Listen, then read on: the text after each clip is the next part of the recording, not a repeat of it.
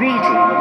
I'm Rob Chappers and welcome to a look at the highlights of 2017. I just thought I'd sit here and chat to you about stuff that went on. So obviously, first of all, in February, my son was born, and that was life-changing and a huge situation for me. Dave and I got the chance to go to Minnesota regularly and shoot videos with the amazing Joe and the gang at Riff City Guitar. That was really cool. I eat a lot of sandwiches. I am a sandwich eating moment.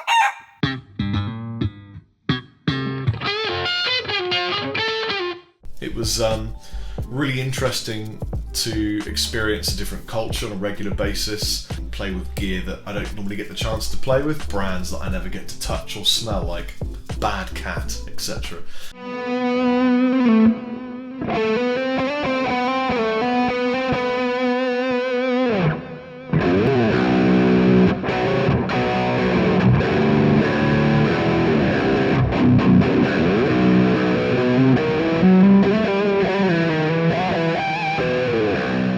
Unfortunately, Dave and I have a number of other things coming up which make us very busy, and Joe's team are getting busier and he's opening another store, so we're not going to be going over regularly anymore. I think I'm going over in April next year to shoot some stuff with Joe, so I'll still be staying in touch. 2017 was the year that I discovered Roland. If you've never heard of Roland, then you're welcome.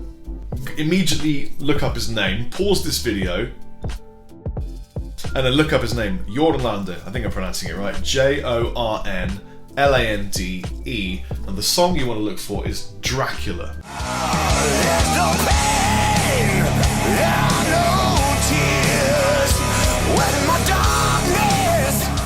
I clicked on this video by pure chance and thought, oh my god, this looks really random and oddly low budget but kind of alluring. And then the dude sang and I was like, holy shit, what a ridiculous voice. He's one of these people that's just been given a voice from hell or heaven combined. I acquired rather a lot of tech in 2017. Here's my pile of tech. Here's my amazing dinosaur statue that Rory got me for Christmas as well.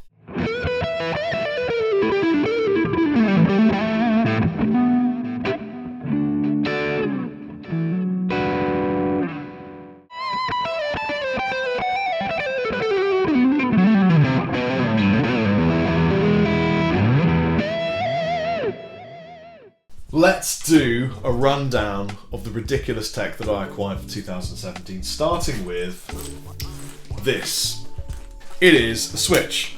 Now, I had to get a Switch because everyone else had one. And on tour, everybody had one apart from me. It was just doing my head in. I just watching Rabia and Max playing on their little Switches, having fun while I didn't have one, was enough for me to say to Nat, oh, can I have a Switch for Christmas, please?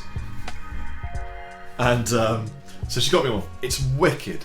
If you haven't got one, this isn't a sponsored video, by the way. If you haven't got a Switch and you're interested in gaming, get a Switch. It's great.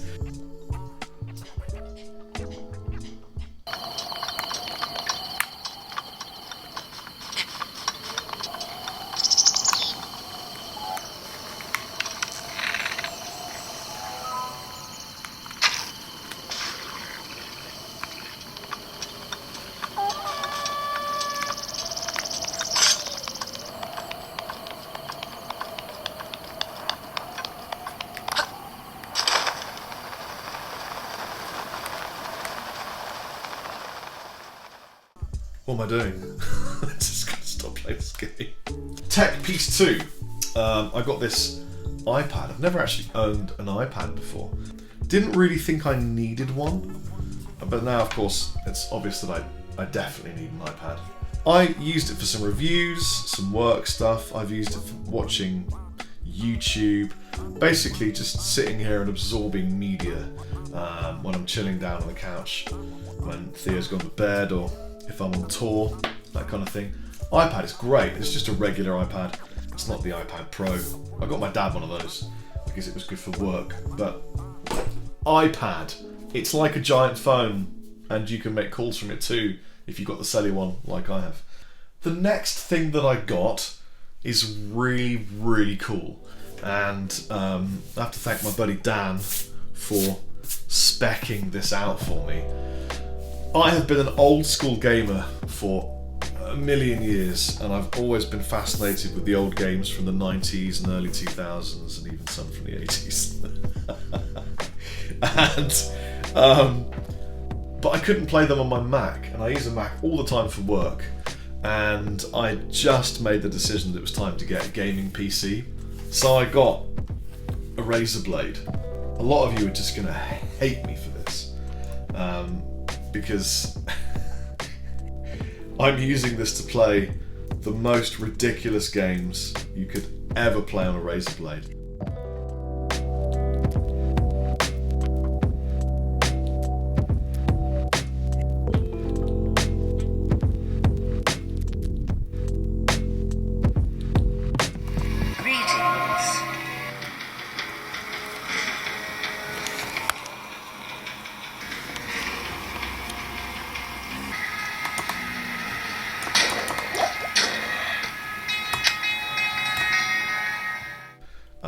I've got Heroes of Might and Magic 5, all the expansions obviously, Diablo 2, Path of Exile, Wizardry 8, and then Elder Scrolls, The Witcher, that kind of thing, Torchlight even. I just love playing on this laptop. I mean, it does, if you plug it in because it runs out of batteries and you want to keep playing, it does sound like an airplane's taking off sometimes. But it's so much fun playing old school, mega ridiculous games, and I'm probably going to do that.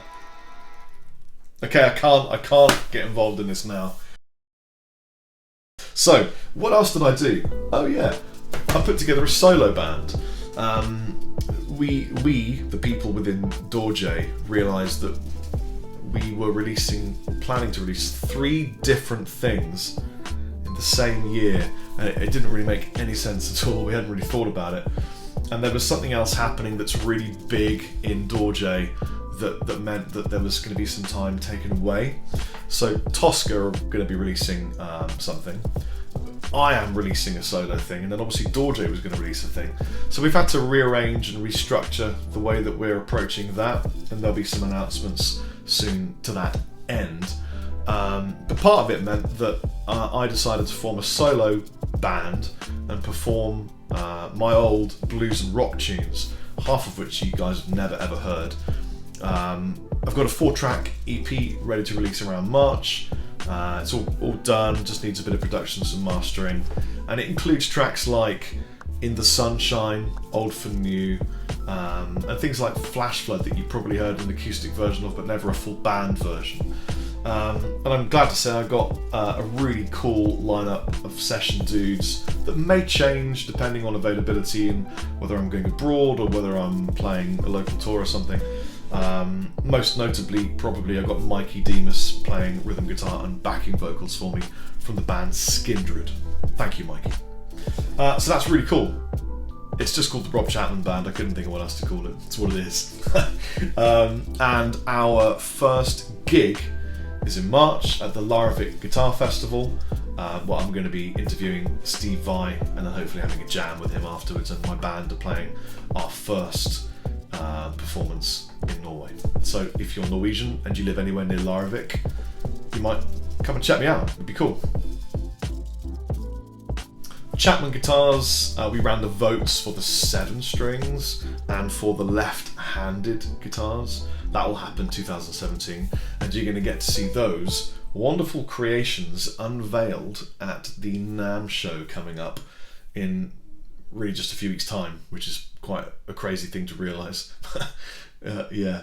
And something else is being unveiled at the NAMM show, something really special. There's literally going to be an area cordoned off with a red velvet sheet, And at 12 o'clock on Friday, the Friday at NAMM, I'm going to pull this sheet off and reveal to the world this very, very exciting thing, which is awesome.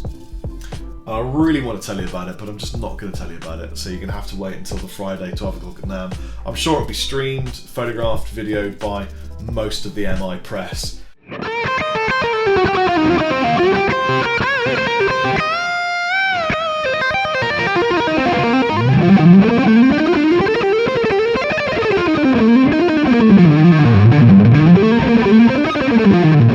What else did I do? Well, I moved all of the Andertons demonstration videos to the Andertons YouTube channel. That really confused a bunch of people because they thought, well, it was confusing anyway. The contract I had with Lee and Andertons was just that we'll put everything on my channel because it had loads of subs and it massively benefited Andertons and was really good. But then Andertons wanted to launch their own YouTube channel, so I was kind of competing with their channel, which didn't make any sense for them. So I said, well, let's just put the content on your channel, and that's cool.